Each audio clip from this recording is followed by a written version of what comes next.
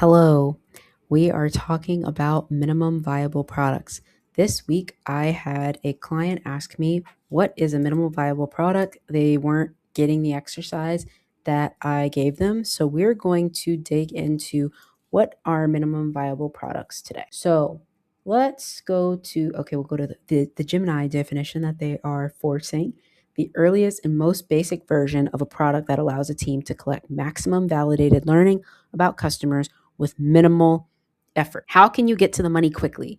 Sometimes you hear the term, how can I make my first dollar online? What is getting your first customer? How do you make the money? How do you make the money quickly? There are also images that can explain what this looks like.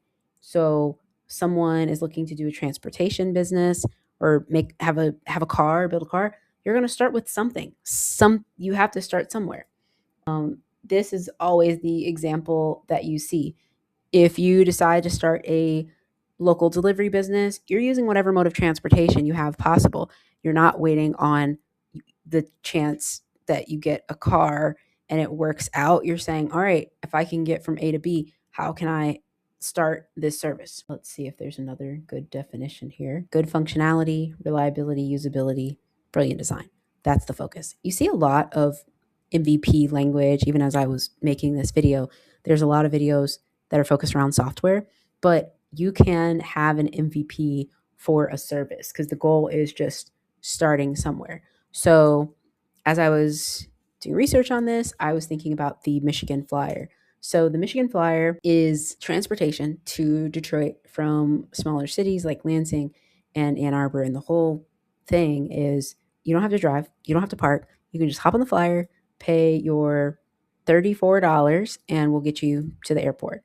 Now, the times are not amazing because that's just mass transportation. You have to deal with whatever is there. But on a day where you have the time and it makes sense for you, taking this can add ease into your day. And they only run a certain amount of days. So, like, you can literally catch this at 2 a.m. and get to the airport and catch a 6 a.m. flight. So, an MVP, how does this relate to an MVP? So, if you were coming after the market for the Michigan Flyer and they've already explained how this works, you're not going to go and rent a passenger van and start competing with the Michigan Flyer. You're going to go and take somebody to the airport and you're going to say, hey, I'm charging you whatever dollars, say $50, and you're going to see if someone pays. You're going to try this out with your car. And then you're going to learn from that experience. You're going to learn what music do people like to listen to? Where are you getting the most drop-off requests from? You're going to get a lot of data, and that data is going to inform how you continue to build out. Do you buy some shuttle bus? Do you find out that there's a need for a different small town that the Michigan Flyer is not serving?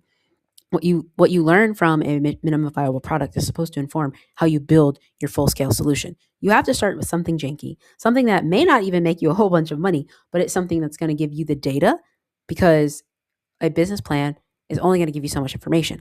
But when you actually do the thing and you sell a thing, you start to get better informed decision making. So the MVP is not to launch with a competitor product or something that is perfect. It's supposed to give you data. It's supposed to help you build relationships and become the service that you want to become, because before you can get to the end, like this nice car, like this is what you're going for, you have to start at the beginning. So as you are building this out, feel free to ask questions.